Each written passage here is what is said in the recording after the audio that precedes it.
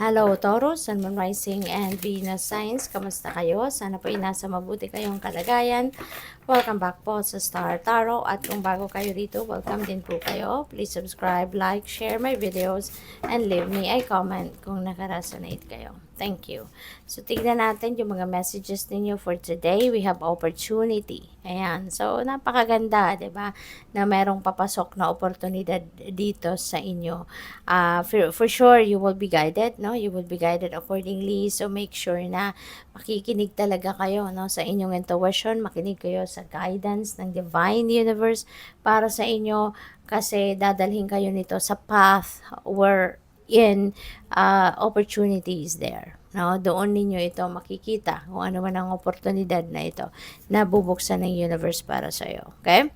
So we have illumination. Ayan, you will be illuminated or the path towards that opportunity will be definitely illuminated for you. Kaya nga dapat no, makikinig ka sa inyong intuition. Kailangan na papansinin mo yung mga tawag dito, papansinin mo yung mga signs, symbols, omens, synchronicities, no? Kasi that is going to lead you towards that path kung saan mo mahahanap yung mga oportunidad na to para sa'yo. Okay?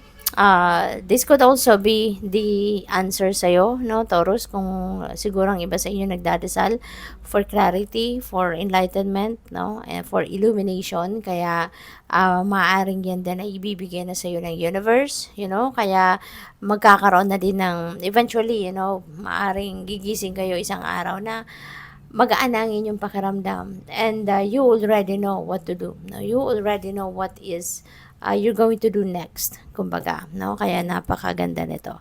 So, what else?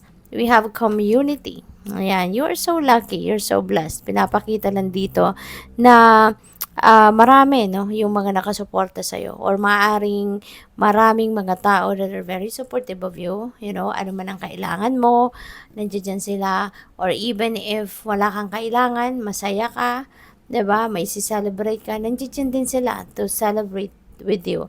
Nandiyan din sila para samahan ka, sabayan ka, no, sa kung ano man ang ganap sa buhay mo, no? Hindi lang sa tuwing masaya ka, hindi lang sa tuwing may sineselebrate ka, but also sa tuwing may problema ka, 'di ba?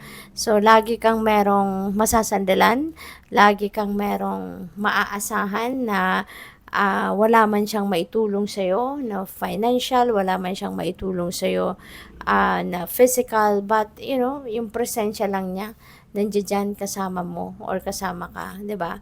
Nakakagaan ng pakiramdam 'yon. At saka yung may tenga makikinig lang sa 'di ba? Sa tuwing may problema ka, may gusto kang sabihin, 'di ba? Gusto mong mag-vent out, no? There is always someone na handang magbigay ng panahon sa at ng kanyang tenga at makinig, no? Sa kung ano man ang mga mga dinaramdam mo, no? So, tignan natin kung ano pa yung mga messages para kay Taurus. We have purpose. Ayan. I know what I am here to do. Alright? You know pretty much, no? Kung ano yung purpose mo sa buhay. Kung ano yung purpose mo, kung ano yung mission mo, aware ka na, no? Aware ka na dyan. At pwede rin dito, no, Taurus, na pwede na ang iba sa inyo, you already know by now kung ano yung mission mo sa buhay, kung anong purpose mo sa buhay, 'di ba? Kasi ang iba sa atin, 'di ba, nag-exist na for how many years, nag-exist na sa mundo, pero they never know kung ano yung purpose in life nila, 'di ba? But ikaw, no, most likely sa ngayon, alam mo na, na-discover mo na, no, kung ano yung purpose mo. Kaya maaaring yan ay i-embracein mo na sa ngayon. You are going to start to live your purpose, no? Kaya good luck sa'yo. So, what else? We have change. And I understand that nothing can grow or evolve without movement. That's very true. Walang magbabago. Walang magbabago, walang changes, walang movement, 'di ba? Kung hindi ka talaga na mag-action, 'di ba? Kailangan mong mag-action para magkaroon ng movement, para magkaroon ng pagbabago. Okay? So, maaring ito yung kinalilito mo, 'di ba? Kaya humihingi ka ng linaw, no, sa universe, kung ano na yung gagawin mo, kung ano na yung next move na kailangan mong gawin, no? So, this is it.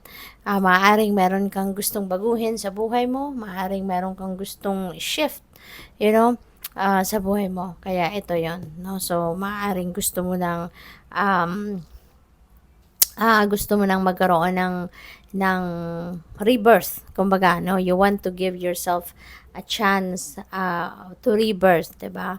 Kaya maaaring kung ano man sitwasyon nito na gusto mong baguhin, 'di ba? You're definitely going to figure out, no, malilinawan na ang isipan mo, and kung ano na yung direksyon na tatahakin mo, then you are going to start to move.